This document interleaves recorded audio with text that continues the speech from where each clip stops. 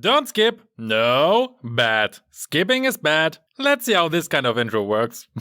Since I don't want to waste your time like some other YouTubers do with their tier lists, I will just quickly explain you the rules of the tier list that I've made for myself, and for each lane I'm going to give you only a brief explanation, so you get an idea why the heroes are placed as they are. Hello my friends! Only 9 heroes can be placed into each tier. I did that, so we were forced to make some hard decisions and not put 20 heroes in the same tier, because this is pretty useless in my opinion. That means when a hero is missing from a list, that hero was not good enough to be even okay. Have fun hating, by the way. Also, this is a solo queue tier list. If you play as a 5-man team or in the pro scene, this list would look quite different in some areas. And last, every hero in one tier is on about the same level like the others. There's no high best and low best tier. But before we get into that, let me introduce the sponsor of today's video.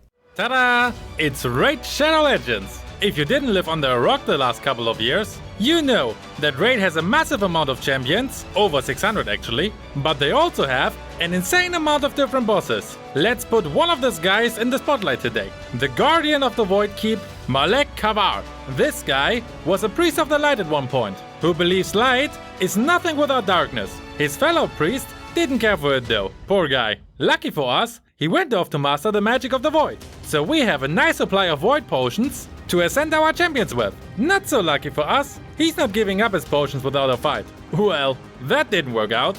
Better I train my own champion cast. We have my beautiful elf leader, a beautiful dark elf, which every enemy seems to hate for some reason, my war priest, who beats down everyone instead of buffing my team, and a random crusader. Let's see how well we do in this dungeon. Well, this is harder than I thought. Time to upgrade some items and give my elf some nice food. That's right, you can feed your champions by sacrificing your unwanted champions in the tavern. And your favorite champion eats them afterwards, but I don't think too much about it. So, round 2. You guys still remember us? Now take this. Booyah! This will be a cakewalk. Easy GG. There's also a big update coming in this month.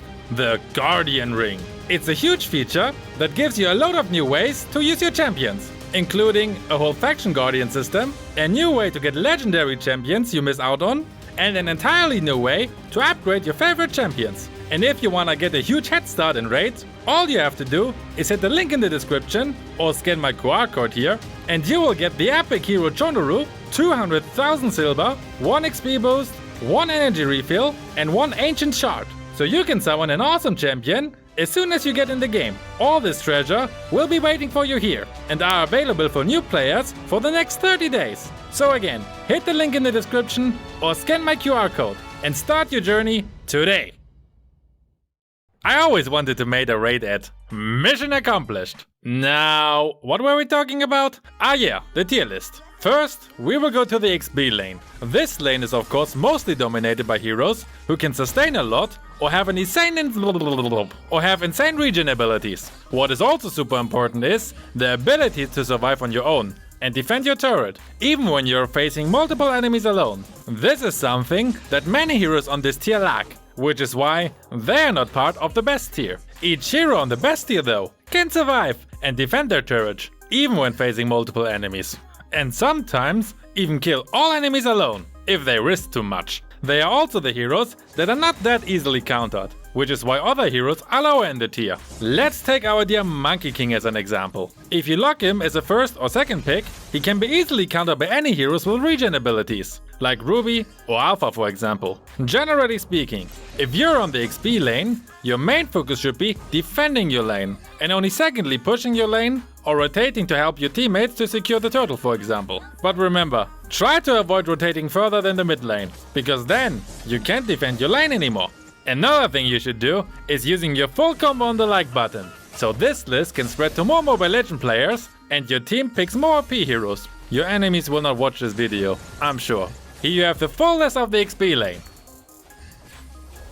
When it comes to the gold lane, you are something like a second carry of the game. Usually it's a jungler who carries the game, because they have the tank and the mid lane as support, at least theoretically. I was playing in Epic for another series I'm preparing, and the tanks there are still babysitting the gold laner. Well, with the heroes in the best tier, you don't need a babysitter. They are all able to control the lane, even when they are going 1v2 against an enemy with a tank. The mages on this list are really good picks when playing against an MM, because in the early game, they deal much more damage. And you can delay their farm drastically. Without any help, they're easily doomed.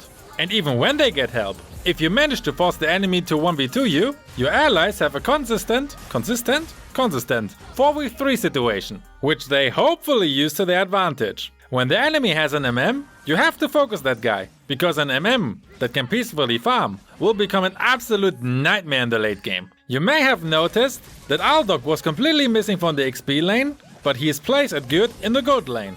So let me explain it quickly.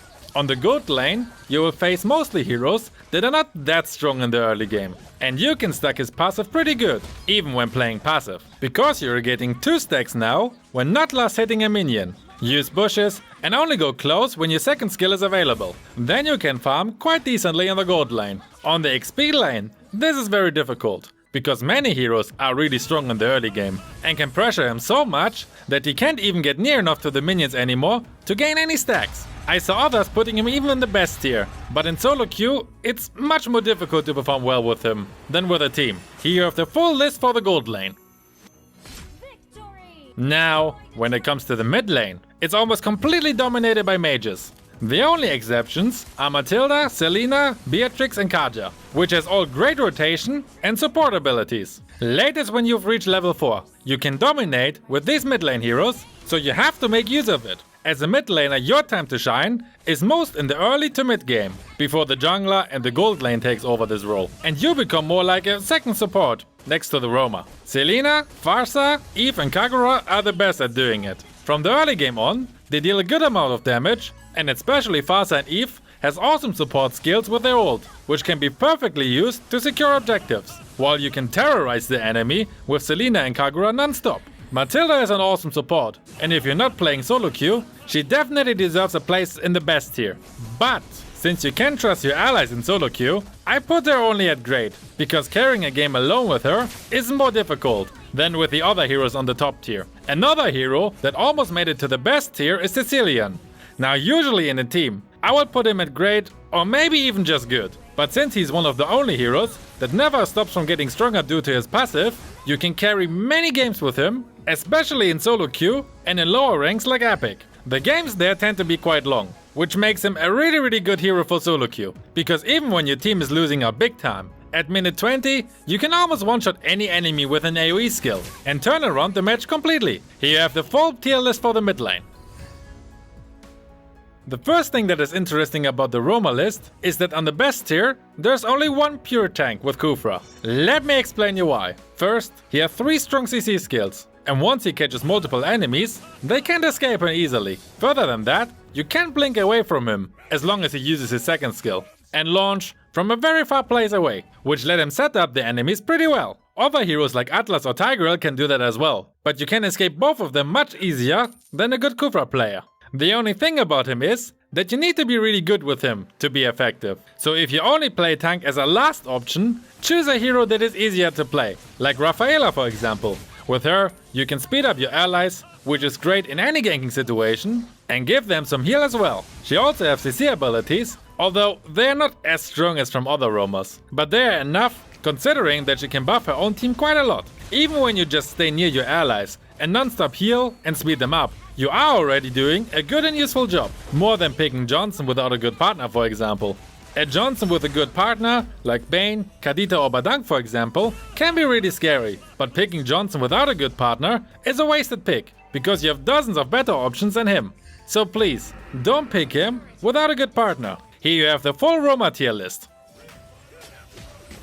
Last, we have the junglers. Here, it's all about farm, farm and more farm. So you can reach level 4 as first hero on the battlefield and taking the objectives, namely towers and the turtle in the early to mid game. In the mid game, you can take over the role as a carry, and with some heroes like Ling, you can dominate even completely in the late game, if you manage to farm enough. The right mixture of aggression and awareness is required here. What makes this one a role that you need to practice to become really good. With the heroes on the best tier, you have the best chances, because they can all carry the game by themselves. even when you have a noob team. Now, as I said, I was playing a few rounds in Epic. I saw Sabi?